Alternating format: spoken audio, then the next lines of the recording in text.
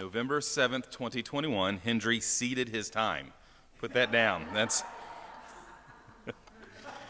So, I don't know how many of you all are like me and not a cradle Episcopalian, but if you find yourself in that number, you'll know that stewardship was kind of an unusual thing. In the Baptist church, we didn't talk about that growing up. I don't know if the Lord just put a number in front of the preacher and it's what he went with for the budget or exactly how that worked, but it was kind of unknown to me. So it was actually in the spring of 2003, and Nancy and I were going through our premarital counseling with Bob Sessom, and he said he wanted us to make a budget. He noted that couples get in trouble typically out of one of three areas: money, religion, and the decision to have kids. And he said that since we were at church, he figured we were okay on religion. He asked if we talked about having kids, said we had, and he said, then I want you to make a budget. So that's what we did, and we sketched out mortgage and car payments and groceries and entertainment, and then we added a line at the very bottom for church offering. And then we went back and we looked at the amount of money we had in entertainment and decided we should probably up the church offering a bit. What can I say? We were younger and hipper back then, but this month, Nancy and I will fill out our 20th commitment card. At this point, it has become something of a rite of the fall, kind of like trick-or-treating or cooking that first meal in the crock pot.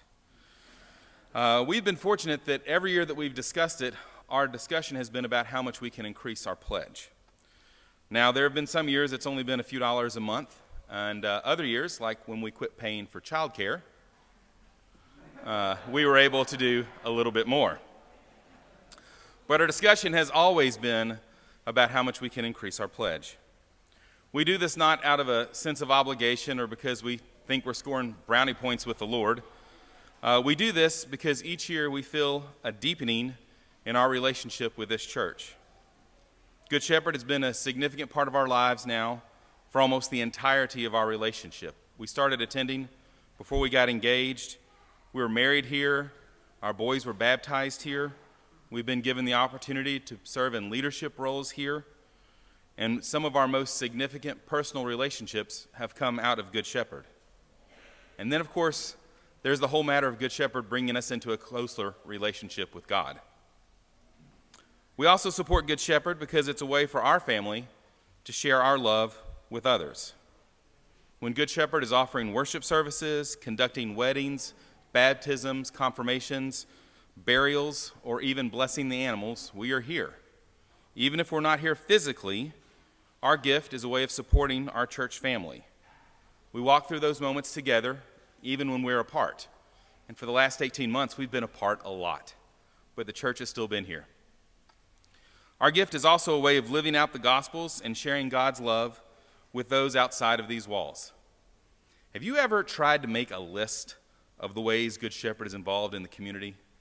It is a big job. Church under the bridge, blessings in a backpack, room in the inn, Booker T. Washington mentorship program, the Justice Ministry, Shepherd's House, The Well, Reading Camp, Kentucky Refugees Ministry, Mission Lexington. It goes on.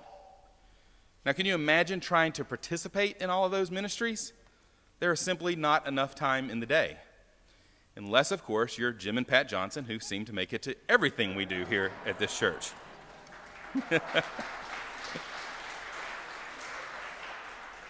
Yet, through our combined efforts, thousands of people in Lexington, actually thousands of people throughout the world, have experienced God's love. Alex, Will, Nancy, and Winn Stephens have helped feed the homeless and relocate a family from a war-torn region. We've helped people overcome addiction.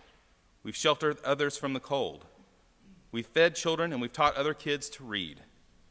People we have never met and who will never walk through the doors of this parish have experienced the generosity, care, concern, and, being under contractual obligation to Hendry to mention this word, the love of this parish. There is exponential power in love. In this particular case, love is shared through our giving our financial resources. Consider the impact your gift, your love, has when a fellow parishioner celebrates one of our sacred rites in this church, or when a child receives the gift of learning to read. Imagine the feelings of peace that must sweep over a family resettled away from the violence and despair they left behind. Think about the pride and hope felt by someone overcoming addiction. Of course, we're not physically there for all those magic moments, but our shared love makes it happen just as surely as if we had broken that bread, taught the phonics, booked the flights, or counseled the sick. Our love grows out of this place, and it creates meaning and joy throughout the world, and that is why we give.